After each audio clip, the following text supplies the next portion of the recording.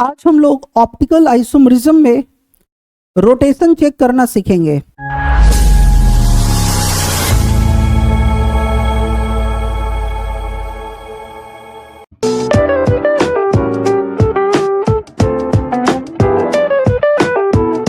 Good evening, एक बार फिर से आप सबका स्वागत है।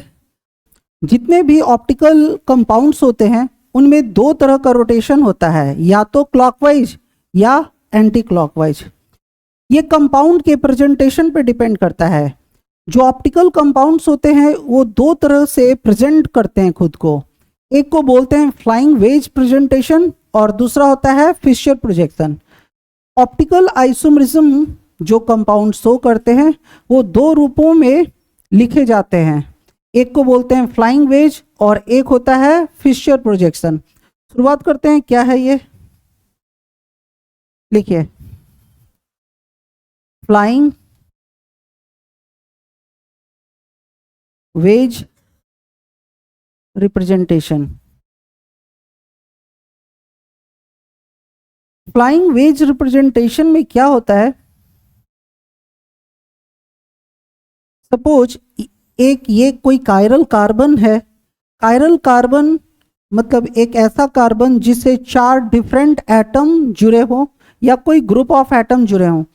अगर ये एटम एक से ज़्यादा डिफरेंट प्लेन का इस्तेमाल करता है तो इसको फ्लाइंग वेज रिप्रेजेंटेशन कहते हैं। जैसे यहाँ पे ये जो कायरल कार्बन है एक OH से जुड़ा हुआ है, इसको वेज कहते हैं, ठीक है ना, इसको वेज कहते हैं।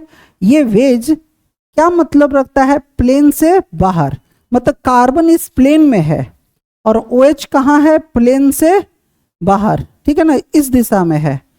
आज के बाद इस तरह का वेज आपको दिखाई दे तो इसका मतलब क्या होगा, ये प्लेन से बाहर है, अच्छा ना। दूसरा जो मेरा है वो सपोज कीजिए CH3 है और ये डॉटेड लाइन से जुड़ा हुआ है। फ्लाइंग वेज रिप्रेजेंटेशन का इस्तेमाल हम तब करते हैं जब कार्बन एक से ज्यादा प्लेन वाले एटम रखता हो। तो एक OH कहाँ है, प्लेन से बाहर, और इस डॉटेड लाइन का मतलब होता है प्लेन के पीछे, ठीक है। जो तीसरा मेरा है इस तरह से लिखा हुआ है, सपोज कीजिए Cl है, क्लोरीन है। अब इसका मतलब क्या होता है, इसका भी मतलब होता है प्लेन से पीछे। तो प्लेन से अगर कोई एटम पीछे है तो उसके लिए दो तरह से हम प्रेजेंट करते हैं, एक इस तरह से डॉटेड लाइन या तो इस तरह का वेज का इस्तेमाल करते हैं। इस तरह के वेज का मतलब क्या हुआ, प्लेन से बाहर।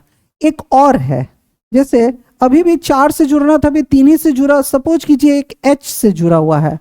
अब इसका मतलब क्या, जैसे सिंपल कोई लाइन हो तो इसका मतलब होता है ये प्लेन में है, कार्बन और हाइड्रोजन एक ही प्लेन में है, OH प्लेन से आगे है और CH3 और Cl क्या है, प्लेन के पीछे, सही है। अब हम लोग पढ़ चुके हैं कि जो कंपाउंड कायरल कार्बन रखता है, जो कंपाउंड कायरल कार्बन रखता है, चूंकि एक कायरल कार्बन रख रहा है, सभी एटम या ग्रुप ऑफ एटम डिफरेंट जुड़े हुए हैं, तो ये पक्का या तो क्लॉकवाइज में मोशन कर रहा होगा या तो एंटी क्लॉकवाइज में। हम कैसे इसका रोटेशन चेक करते हैं, तो देखिए सबसे पहले इन सब की प्रायोरिटी हमको सेट करना होगा। प्रायोरिटी कैसे सेट करते हैं आपको पता है, एटॉमिक नंबर के आधार पे, फर्स्ट एटम के एटॉमिक नंबर के आधार पे। तो इसका एटॉमिक नंबर कितना है, 17। इसमें पहला कौन है, ऑक्सीजन, तो 8। इसमें पहला कौन है, कार्बन, तो 6, और इसका एटॉमिक नंबर 1। तो जिसका एटॉमिक नंबर ज्यादा होगा उसकी प्रायोरिटी सबसे ज्यादा होती है। तो इन चारों का हमको प्रायोरिटी निकालना होगा। तो इन सब में चूंकि क्लोरीन का एटॉमिक नंबर कितना है, सबका एटॉमिक नंबर पहले हम लिख देते हैं। ये देखो इसका एटॉमिक नंबर कितना है, 17, इसका कितना है 8, इसका 1 और इसका कितना है 6। तो जिसका एटॉमिक नंबर, फर्स्ट एटम का एटॉमिक नंबर जिसका ज्यादा होगा उसकी प्रायोरिटी ज्यादा होगी। तो सबसे ज्यादा प्रायोरिटी किसका हो गया, इसका। इसके बाद कौन आएगा, 2 नंबर पे ऑक्सीजन, 3 नंबर पे कौन आएगा, 3 नंबर पे कौन आएगा, कार्बन, और 4 नंबर पे कौन आएगा, हाइड्रोजन। इस तरह से जब कोई कंपाउंड फ्लाइंग वेज रिप्रेजेंटेशन में हो तो आपको कुछ नहीं करना है, सभी की प्रायोरिटी सेट करना है। सबसे ज्यादा प्रायोरिटी वो होगा जिसका एटॉमिक नंबर ज्यादा होगा। तो आपको हम प्रायोरिटी निकालना सिखा है, एक क्लास पहले, इसके पिछले के पिछले क्लास का वीडियो भी है उस पर। तो सबसे पहले आप प्रायोरिटी निकाल लीजिए, उसके बाद आपको अपने हाथ को 1 पे रखना है और 2 के रास्ते 3 पे पहुंचना है। अब आपके हाथ को कहाँ रखना है? 1 पे, 2 के रास्ते कहाँ जाना है? 3 पे। अगर ये क्लॉकवाइज होगा, अगर ये क्लॉकवाइज रोटेशन में होगा, ठीक है ना, तो इसको बोलेंगे डी फॉर्म, सही है। अगर हम 1 के रास्ते 2 होते हुए 3 पे जाएं और हमारा जो डायरेक्शन एंटी क्लॉकवाइज आता है, हमारा डायरेक्शन एंटी क्लॉकवाइज रोटेशन को फॉलो करता है, तो ये एल फॉर्म होगा, सही है। अब इसका क्या मतलब है? जैसे हमारा प्रायोरिटी सेट हो गया है, अब हम अपने हाथ को कहाँ रखेंगे? 1 पे। अब 1 के बाद कहाँ जाना है? 2 पे, ऐसे, ठीक है ना। 2 के रास्ते हमको कहाँ जाना है? 3 पे।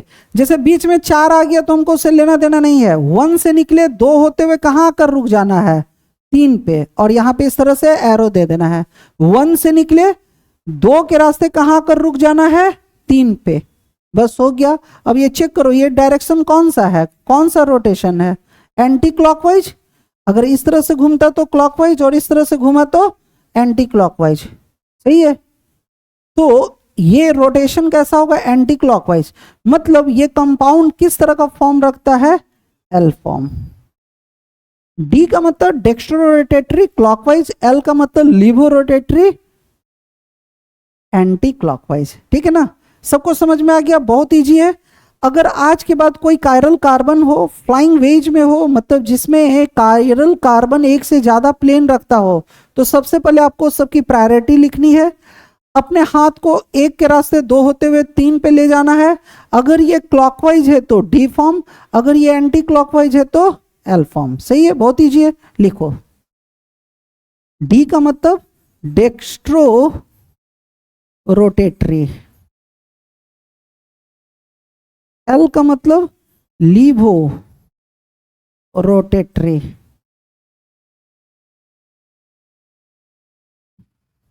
लिखिए। नेक्स्ट, चलिए अगला आप क्वेश्चन कीजिए। जैसे अभी आपको पहचानना हो, 1 2 आप खुद से कर कर दिखाइए।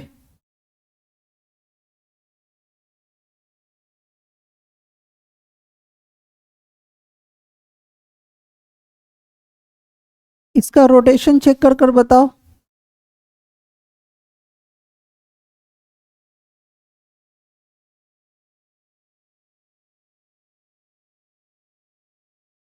बी आर है,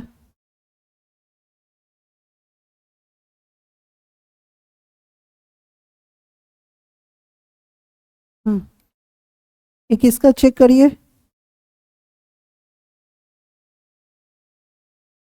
एक और चेक कर कर दिखाइए।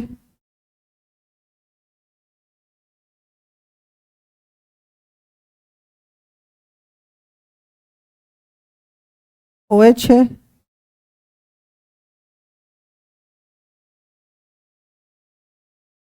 CH3 है, CN है और आयोडीन है। इन दोनों का चेक कर कर बताओ।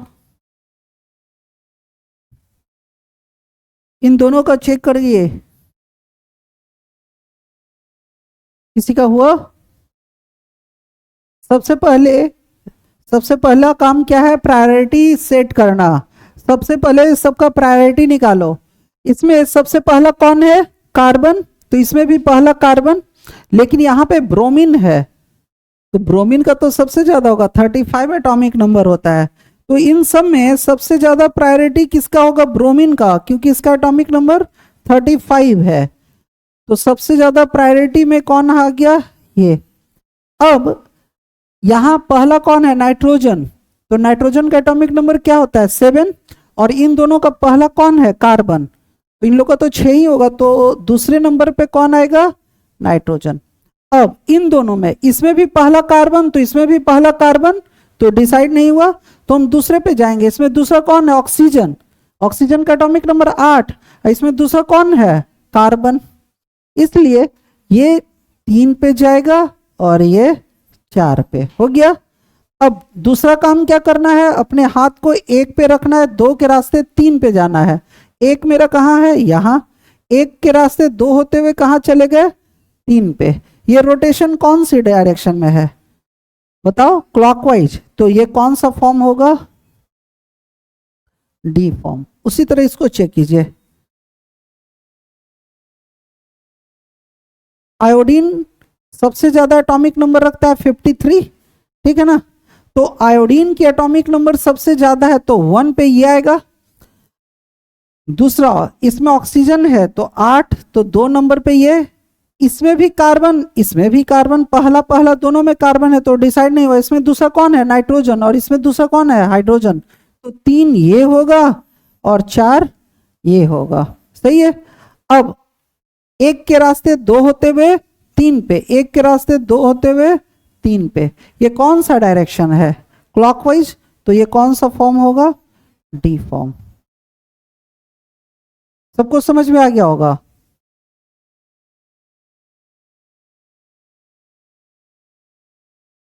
ओ दीजिए।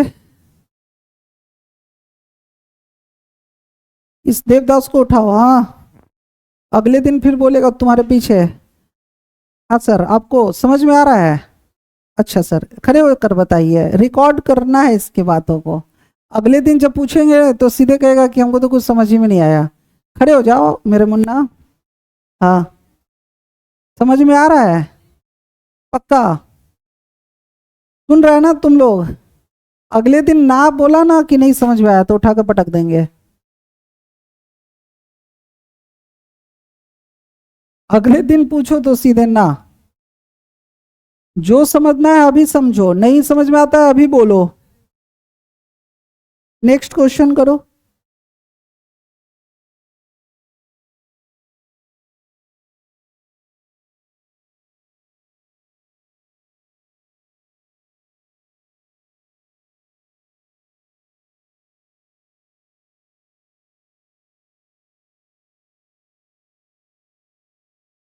आपको कैसे समझना है कि कोई कंपाउंड फ्लाइंग वेज में है? जब एक से ज्यादा क्या हो? प्लेन का इस्तेमाल किया गया हो, इस तरह के वेजेस का इस्तेमाल हो, तो आप समझ जाइएगा ये फ्लाइंग वेज रिप्रेजेंटेशन है। CH3 Br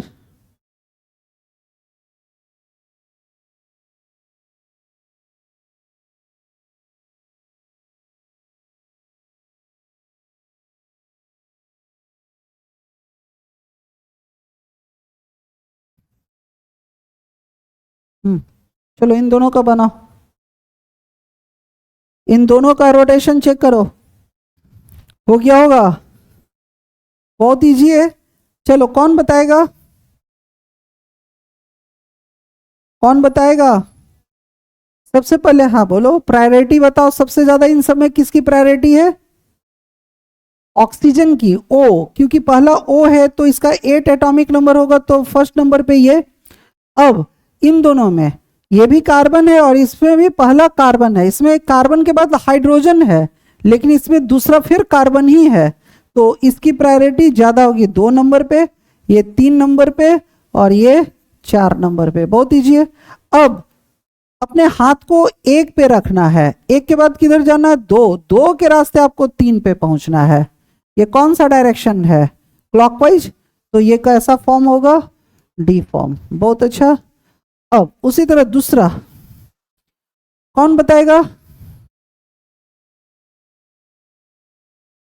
डी फॉर्म होगा पर कैसे होगा? पहले प्रायोरिटी बताओ। सबसे पहले ब्रोमीन 35, तो इसकी प्रायोरिटी 1 पे। इसमें भी पहला कार्बन, इसमें भी पहला कार्बन, तो डिसाइड नहीं हुआ। इसमें केवल हाइड्रोजन है, इसमें आगे ऑक्सीजन भी है तो इसकी प्रायोरिटी ज्यादा होगी 2, 3 और ये 4। अब अपने हाथ को 1 के रास्ते 2 होते हुए 3 पे पहुंच जाना है। ये क्लॉकवाइज है इसलिए ये भी कैसा होगा? D form. सही है, उम्मीद है सबको समझ में आया होगा। ठीक है, तो अब हम पहले इसके दूसरे प्रोजेक्शन को बताते हैं, फिशर प्रोजेक्शन को, फिर मिक्स क्वेश्चन डालेंगे। अच्छा ना, किसी को लिखना है क्या? हो गया सबका? चलिए अब नेक्स्ट आते हैं फिशर प्रोजेक्शन। सबसे पहले हम लोग प्रोजेक्शन को सीखते हैं, उसके बाद और प्रॉब्लम करेंगे। नेक्स्ट है Fischer projection. Fischer projection, Fischer projection क्या होता है?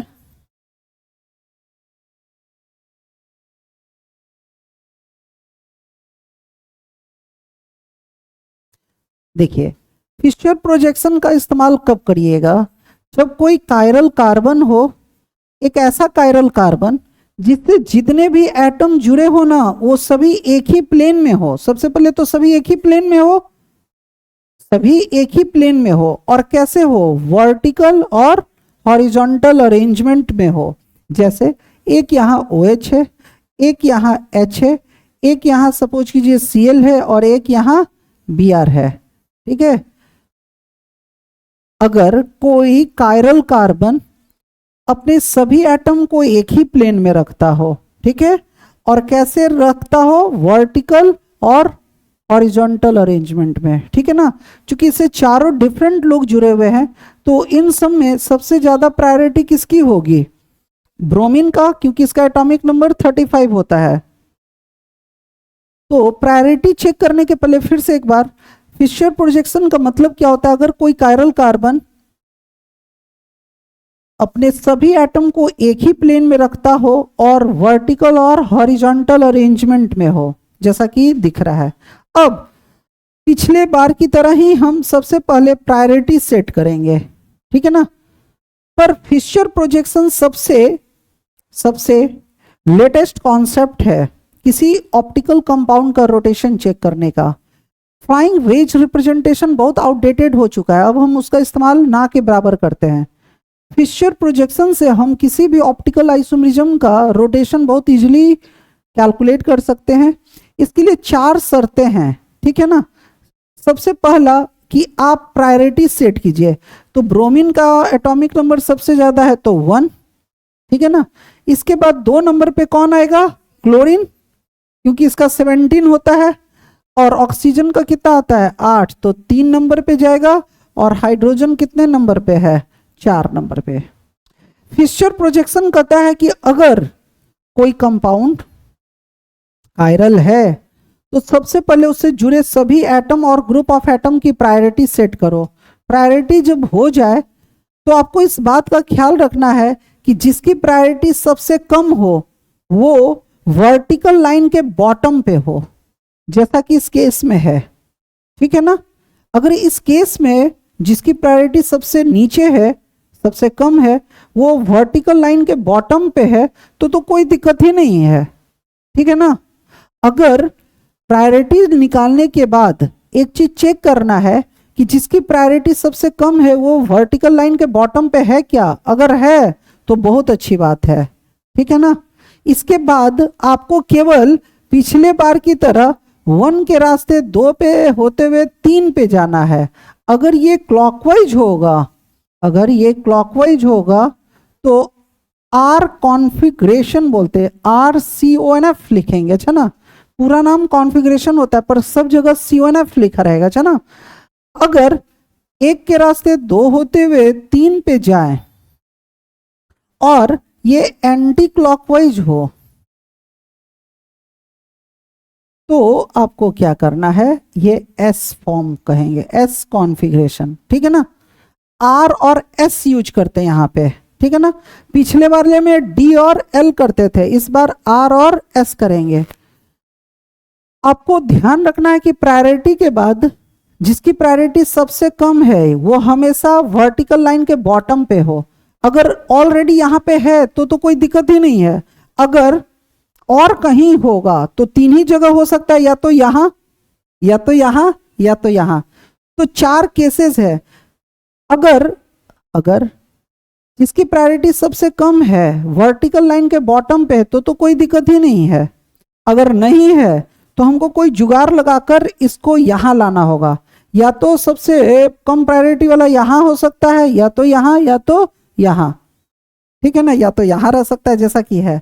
अगर यहां पे है वर्टिकल लाइन के बॉटम पे, तो कुछ नहीं करना है, अपने हाथ को एक के रास्ते दो होते हुए तीन पे ले जाना है, जैसा कि अभी ले गए।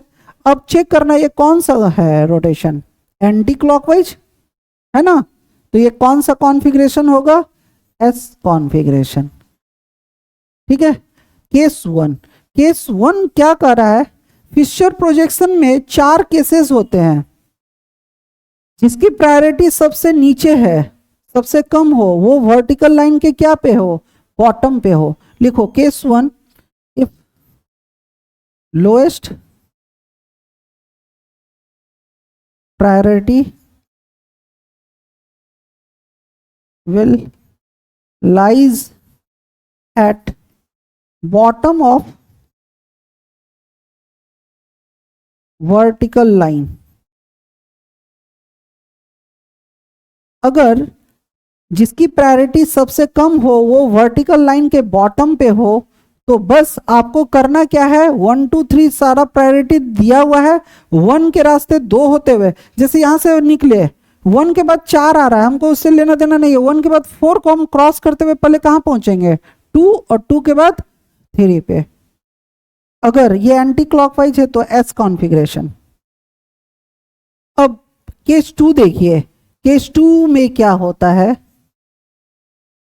केस 2 क्या कर रहा है, इधर सब कोई सपोज कीजिए एक कायरल कार्बन है, ठीक है ना, और इससे 4 डिफरेंट लोग जुड़े हुए हैं। सपोज एक H है, एक Br है, एक क्लोरीन है, और एक आयोडीन है, ठीक है। 4 डिफरेंट लोग जुड़े हुए हैं, ये कायरल कार्बन है, तो ये पक्का है कि ये कंपाउंड रोटेशन में होगा। तो सबसे पहले हम इसकी प्रायोरिटी निकालेंगे। तो आयोडीन का 53 होता है, तो सबसे नंबर पे ये होगा। ब्रोमीन का 35 एटॉमिक नंबर होता है, तो 2 नंबर पे ये होगा। क्लोरीन 17 थर्ड नंबर पे ये, और हाइड्रोजन सबसे कम है 1, तो इसकी प्रायोरिटी कितनी होगी, 4। अब देखिए इस केस में क्या है कि जो सबसे लोएस्ट प्रायोरिटी वाला है वो कहाँ है, वर्टिकल लाइन के टॉप पे, और हमको हर सिचुएशन में कहाँ रखना है इसको, बॉटम पे।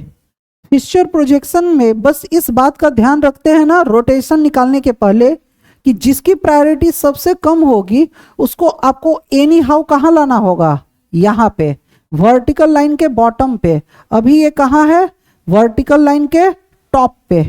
तो अब क्या करना है, इसके लिए एक इक्विवेलेंट स्ट्रक्चर क्रिएट करेंगे। इसका क्या मतलब है, इधर देखो, अब हम क्या करेंगे कि इसका एक इक्विवेलेंट स्ट्रक्चर क्रिएट करेंगे, मतलब एक जुगाड़ लगाएंगे। जुगाड़ लगाकर किसी भी तरह इसको यहां से कहां लाएंगे, यहां। तो स्वाभाविक है कि हमको 180 का रोटेशन करना होगा।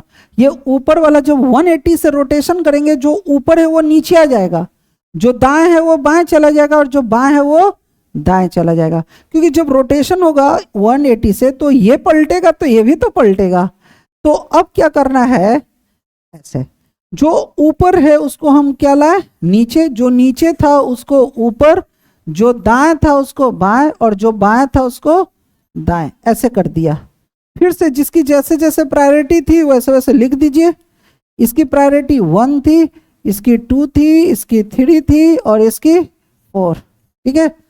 अब जैसा करते हैं, अपना हाथ को एक के रास्ते 2 होते हुए किधर लाना है, 3 पे। ये कौन सा डायरेक्शन है, एंटी क्लॉकवाइज, तो ये फिर से कौन सा कॉन्फ़िगरेशन होगा, एस कॉन्फ़िगरेशन। फिर से एक बार, अगर कोई कायरल कार्बन 4 डिफरेंट लोगों से जुड़ा हो और लोएस्ट प्रायोरिटी वाला कहाँ हो, वर्टिकल लाइन के टॉप पे, तो आपको क्या करना है, सबसे पहले कोई जुगाड़ लगाकर इसको नीचे लाना है। इसके लिए क्या करना है, 180 डिग्री का क्या करना है, रोटेशन कर देना है। तो जो ऊपर होगा वो नीचे आ जाएगा, जो दाएं होगा वो बाएं, और बाएं दाएं। उसके बाद हम जुगाड़ के द्वारा कहा किए, प्रायोरिटी जिसकी प्रायोरिटी कम था नीचे आ चुका है, बस अब रोटेशन चेक करेंगे। चलो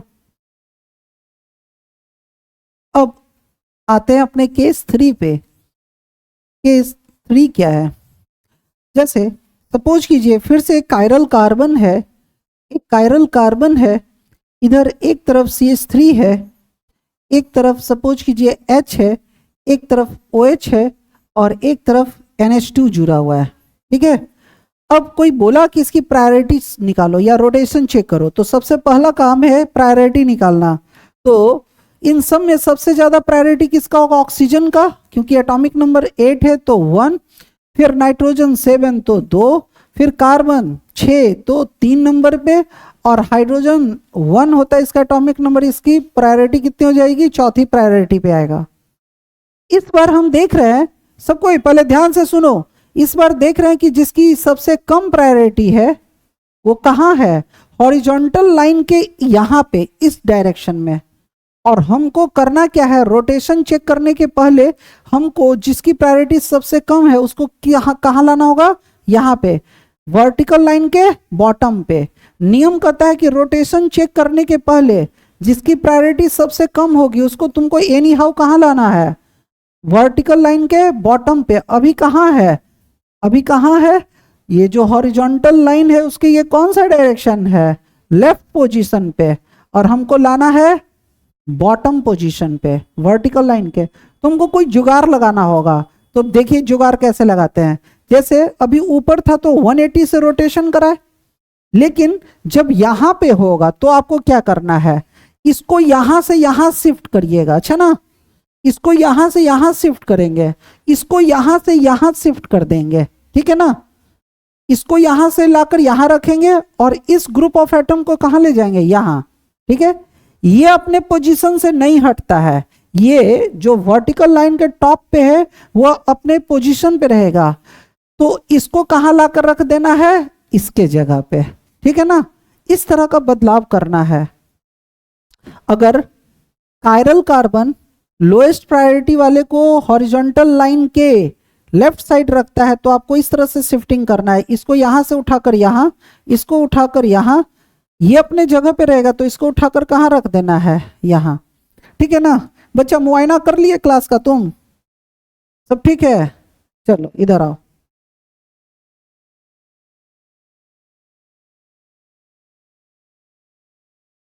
सब पंखा उंखा का स्पीड सही चल रहा है ना? क्या देख रहे थे? सब ठीक है? क्लास की स्थिति ठीक है? तो पढ़ाई पे ध्यान दो। अब इसका इक्विवेलेंट स्ट्रक्चर लिखेंगे कैसे? अभी बताया, हाइड्रोजन यहां से उठकर कहां चलाएगा? यहां। यहां NH2 कहां चला जाएगा? यहां। ये तो अपने जगह से हटेगा नहीं, तो OH यहीं पे रह जाएगा, और CH3 यहां से उठकर कहां चला जाएगा? यहां। सही है। अब जैसे कि प्रायोरिटी सेट किए थे उसी तरह प्रायोरिटी लिख दो। ये 1 था, ये 2 था, ये 3 था और ये 4 है। अब एक के रास्ते 2 होते हुए कहां जाना है? 3 पे। ये कौन सा डायरेक्शन है? क्लॉकवाइज। तो कौन सा होगा? R configuration. तो 4 केसेस है जिसमें 3 हो चुका। अगर ऑलरेडी लोएस्ट प्रायोरिटी वाला वर्टिकल लाइन के बॉटम पे हो तो कोई दिक्कत ही नहीं है, बस अपने हाथ को 1 के रास्ते 2 होते हुए 3 पे ले जाओ। अगर क्लॉकवाइज है तो R, एंटी क्लॉकवाइज है तो S। दूसरा केस, अगर जिसकी प्रायोरिटी सबसे कम है वो वर्टिकल लाइन के बॉटम पे है तो 180 से रोटेट करो, जो ऊपर है नीचे आ जाएगा, नीचे ऊपर, दाएं बाएं बाएं दाएं। केस 3, जब लोएस्ट प्रायोरिटी वाला कहाँ हो? लेफ्ट साइड में हॉरिजॉन्टल लाइन के, तो इसको यहां लाना है, ये यहां, ये अपने जगह पे रहेगा, इसको उठाकर यहां ला देना है, फिर रोटेशन चेक करना है, ठीक है। अगला केस है केस 4। केस 4 क्या है कि अगर कोई कायरल कार्बन हो, जैसे इस केस में कोई कायरल कार्बन है, सपोज कीजिए यहाँ पे OH है, यहाँ NH2 है, सॉरी यहाँ पे H है, यहाँ OH है और यहाँ पे CH3 है, ठीक है ना। ये कार्बन 4 डिफरेंट लोगों से जुड़ा हुआ है, तो ये कायरल कार्बन है, ये पक्का रोटेशन कर रहा होगा। फिर से हम इसकी प्रायोरिटी सेट करेंगे। प्रायोरिटी में सबसे पहले कौन आएगा? ऑक्सीजन, तो 1, फिर नाइट्रोजन तो 2, कार्बन 3 नंबर पे आएगा और हाइड्रोजन कितने पे आएगा, 4। प्रायोरिटी हम कैसे निकालते हैं, फर्स्ट एटम के एटॉमिक नंबर के आधार पे, जिसका एटॉमिक नंबर ज्यादा तो उसकी प्रायोरिटी ज्यादा। सबसे पहले ऑक्सीजन है तो 8, यहाँ कौन है नाइट्रोजन तो 7, कार्बन है तो 6 और हाइड्रोजन है तो 1।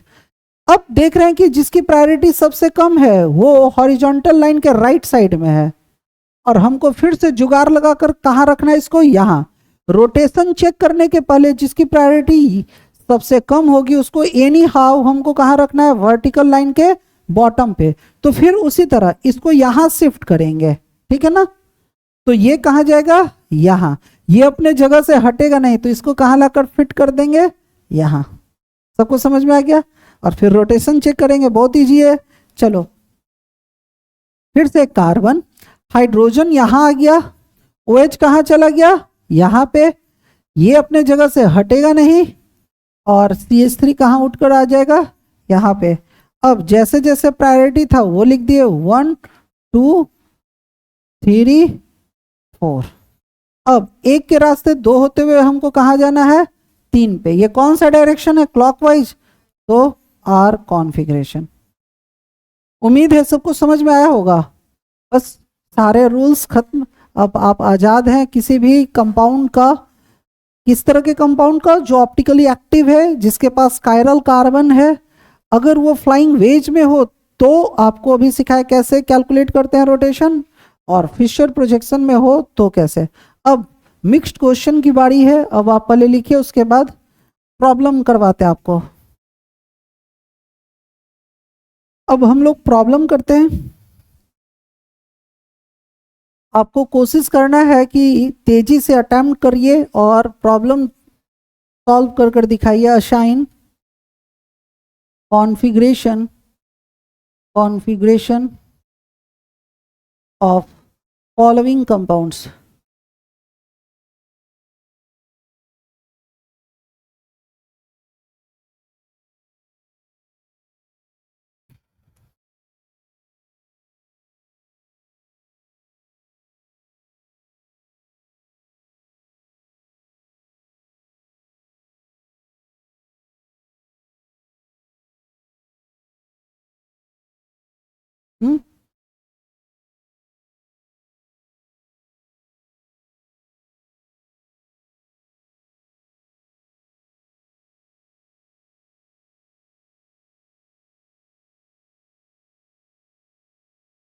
चलिए इन दोनों का रोटेशन चेक कर कर बताइए। चलिए चेक करते हैं। सबका आंसर, इसका आंसर बताइए कौन सा होगा, एस कॉन्फ़िगरेशन, और इसका एस कॉन्फ़िगरेशन। चलिए चेक करते हैं। सबसे पहले इन सब की प्रायोरिटी सेट करेंगे तो क्लोरीन की सबसे ज्यादा होगी। क्लोरीन की प्रायोरिटी सबसे ज्यादा, क्योंकि एटॉमिक नंबर इसका कितना है, 17। तो 1 नंबर पे ये, 2 नंबर पे कौन आएगा, इसके पास 2 कार्बन है, इसके पास 1 ही कार्बन है, तो 2 पे ये, 3 पे ये, और 4 पे ये, ठीक है। अब लोएस्ट प्रायोरिटी वाला कहाँ है, हॉरिजॉन्टल लाइन के राइट साइड पे, लेफ्ट साइड पे। हमको कहाँ लाना होगा, बॉटम पे, यहाँ पे। तो इसको यहाँ पे ले जाएंगे, इसको यहाँ पे। ये तो अपने जगह से हटेगा नहीं, तो इसको कहाँ लाना होगा, यहाँ पे, ठीक है। ऐसा कीजिए। अब सबको इस तरह से शिफ्ट करो। कार्बन, यहाँ पे कौन आ गया, हाइड्रोजन, यहाँ चला गया C2H5, यहाँ पे कौन आ गया, क्लोरीन, और यहाँ पे कौन आ गया, सॉरी ये CH3 तो अपने जगह से नहीं हटेगा, तो CH3 यहीं पे रह जाएगा, और यहाँ पे कौन आ जाएगा, क्लोरीन। अब इनकी प्रायोरिटी सेट कर दो जैसे था, ये 1, ये 2, ये 3 और ये 4, ठीक है ना। अब अपने हाथ को एक के रास्ते 2 होते हुए कहाँ ले जाना है, 3 पे। ये कौन सा कॉन्फ़िगरेशन है, एस कॉन्फ़िगरेशन, एंटी क्लॉकवाइज है। बहुत अच्छा, सबका सही है। चलिए बहुत अच्छा। अब दूसरे को चेक करो। ये तो सबका हो गया। अब दूसरे को चेक करो। इसमें सबसे ज्यादा प्रायोरिटी किसका है, Br का 35। अब इसके पास 6 कार्बन है, इसके पास 2 ही कार्बन है, तो स्वाभाविक है कि इसकी प्रायोरिटी ज्यादा होगी, इसकी कम होगी। और सबसे कम इसका। इसमें भी जो लोएस्ट प्रायोरिटी है कहाँ पे है, हॉरिजॉन्टल साइड के लेफ्ट साइड में, तो फिर से इसको हम यहाँ लाएंगे, इसको यहाँ ले जाएंगे और इसको यहाँ लाकर पटक देंगे। पटक दिए चलिए, जो करो कॉन्फिडेंस से करो, अच्छा होगा। अब H को यहाँ लाए, C2H5 को यहाँ ले गए, Br अपने जगह से नहीं हटेगा, और C6H5 को कहाँ लाकर रख दिए, यहाँ। सबकी जैसे प्रायोरिटी थी वैसे रख दिए, 1 2 3 4। अब एक के रास्ते 2 होते हुए कहाँ आ गए, 3 पे। फिर से एंटी क्लॉकवाइज डायरेक्शन है तो एस कॉन्फ़िगरेशन। उम्मीद है सबको समझ में आया होगा, ठीक है। चलिए आगे,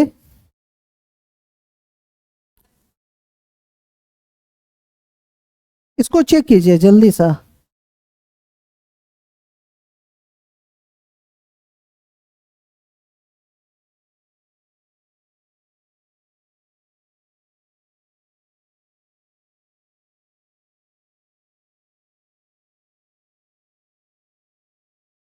चलो चेक कर कर बताओ दोनों कंपाउंड का रोटेशन।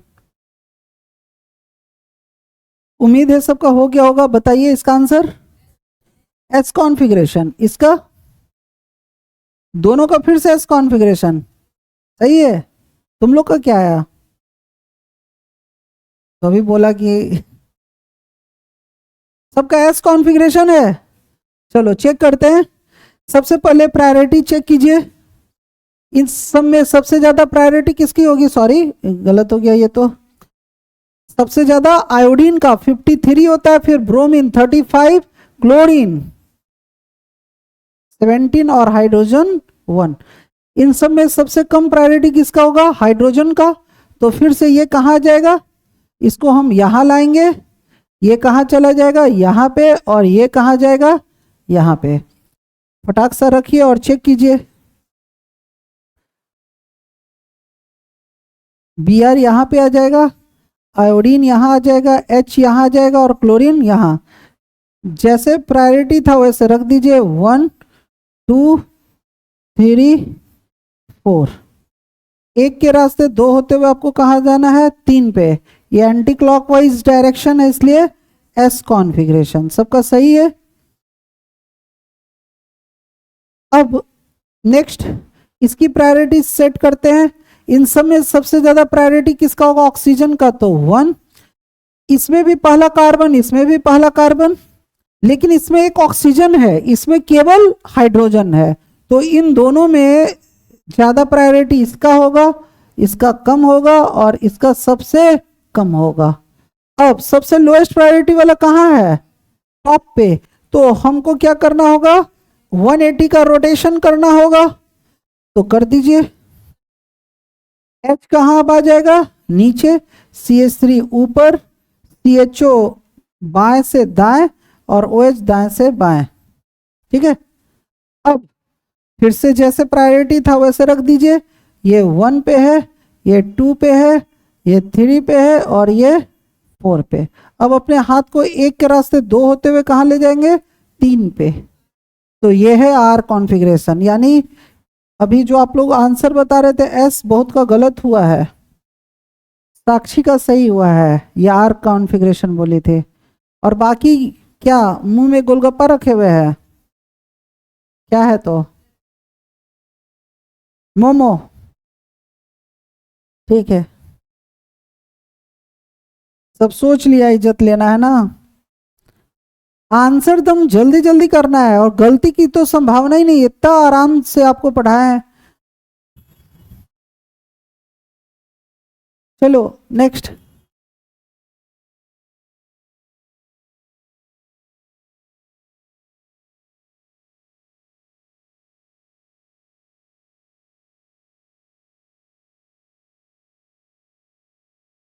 चेक कीजिए इसकी प्रायोरिटी। आंसर बताइए, आर कॉन्फ़िगरेशन। चलिए चेक करते हैं। इन सब में सबसे ज्यादा प्रायोरिटी किसका होगा, इसके पास 6 कार्बन है इसलिए इसकी होगी, इसमें अभी 2 ही है। और ये भी बताए थे अगर कोई डबल बॉन्ड रखता है तो उतना इक्विवेलेंट स्ट्रक्चर लिख सकते हैं। तो अभी ऑलरेडी सबसे ज्यादा ये है, तो हमको कुछ और चेक करने की जरूरत नहीं है। 2 पे ये, 3 पे ये, इसके पास एक ही कार्बन है, इसके पास तो हाइड्रोजन है। अब जिसकी प्रायोरिटी सबसे कम है वो यहाँ पे है, तो हमको यहाँ लाना होगा, इसको यहाँ ले जाना होगा और ये यहाँ चलाएगा। जल्दी सा क्या करना है, H यहाँ आ जाएगा, C6H5 यहाँ आ जाएगा, CH डबल बॉन्ड CH2 यहाँ आ जाएगा और CH3 अपने जगह पे। फिर जैसे जैसे प्रायोरिटी था वो कर देंगे 1 2 3 4। अब एक के रास्ते 2 होते हुए 3 पे, ये कौन सा कॉन्फ़िगरेशन है, R, क्योंकि क्लॉकवाइज डायरेक्शन है। चलिए सबका सही हुआ इस बार। अगर किसी का गलत हो तो देखना कहाँ गलती हो रहा है, इसका चेक करो।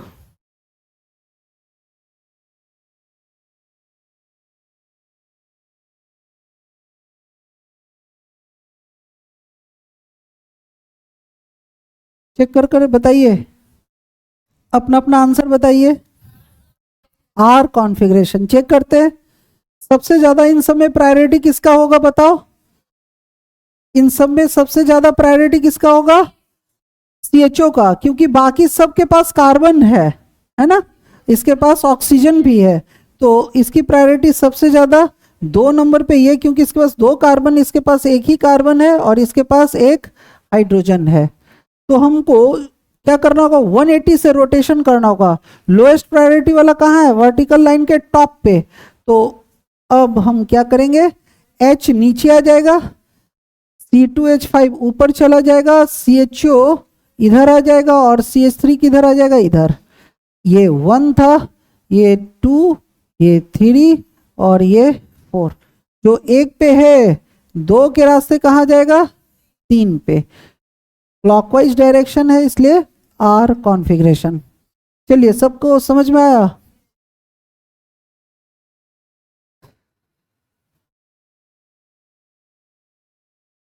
सबको समझ में आ गया होगा उम्मीद है।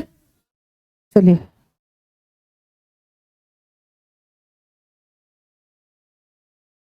नेक्स्ट क्वेश्चन कीजिए।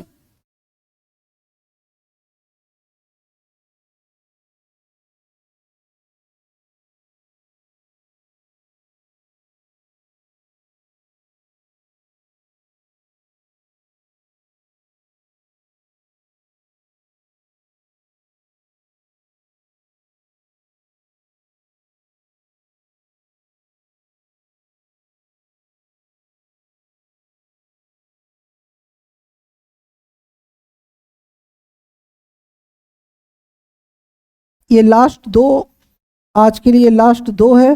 अब तेजी से इनका रोटेशन चेक कीजिए। चलिए आंसर बताइए। ये आर कॉन्फ़िगरेशन है और ये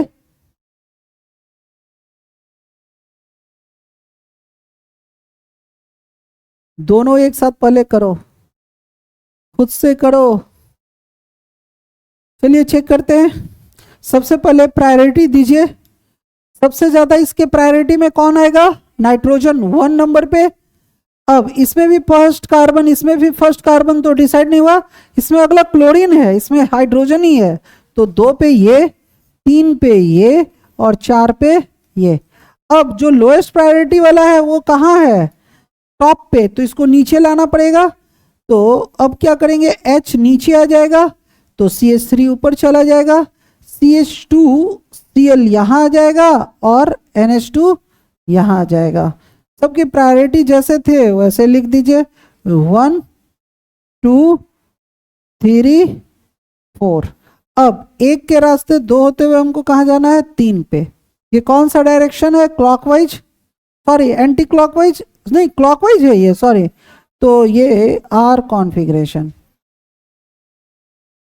सबका सही है। अब ये बताइए, सबसे पहला काम प्रायोरिटी चेक कीजिए। इन सब में सबसे ज्यादा प्रायोरिटी किसका है, ऑक्सीजन, तो 1। इसमें 2 कार्बन है तो 2, इसमें एक ही कार्बन है तो 3 और ये 4। अब इसको यहां लाएंगे, इसको यहां ले जाएंगे और इसको उठाकर यहां पटक देंगे। अब इसका इक्विवेलेंट स्ट्रक्चर लिखो। इसका इक्विवेलेंट स्ट्रक्चर लिखिए। कैसे? H यहाँ आ जाएगा, CH2 CH3 यहाँ आ जाएगा, CH3 अपने जगह पे रहेगा और OH यहाँ आ जाएगा। अब जैसे जैसे प्रायोरिटी था वो लिख दो, 1 2 3 और 4। अब आपको 1 के रास्ते 2 होते हुए 3 पे जाना है। ये कौन सा डायरेक्शन है? Anti clockwise, S configuration. सबका सही है? चलिए, बहुत अच्छा। उम्मीद है आज का क्लास सबको समझ में आया होगा। ठीक है, बहुत बहुत धन्यवाद। चलिए, आप सभी असाइनमेंट पे काम कीजिए। जितने असाइनमेंट दिया गया है वो ज़्यादा से ज़्यादा बनाने की कोशिश कीजिए। आज जो होमवर्क मिला था 10 क्वेश्चन का, आप सभी से उम्मीद है कि आप बनाए होंगे। और जो नहीं बनाया है, आज थोड़ा मेरे पास टाइम नहीं बच पाया था, अगले क्लास में 20 क्वेश्चन, 10 क्वेश्चन आज के क्लास के लिए और 10 क्वेश्चन पिछले, 20 क्वेश्चन आप अगले क्लास में दिखाएंगे। इस उम्मीद के साथ बहुत बहुत धन्यवाद।